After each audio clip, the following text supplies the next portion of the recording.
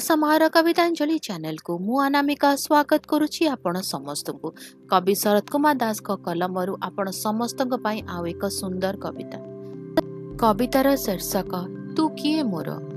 जाने ना तोर मोर की संपर्क, तोते काहेकि खोजे एते।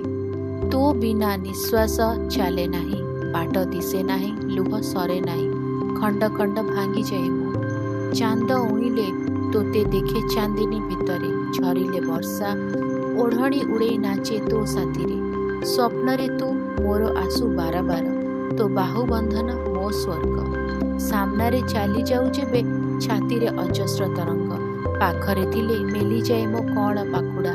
जेबे टिके छुई देऊ हजी जाए तो प्रेमर मड़ाएरे। सतरे तू किए मोर, प्रति मुहूर्त मो निश्वास रे पलकरे रेणु रेणु रे।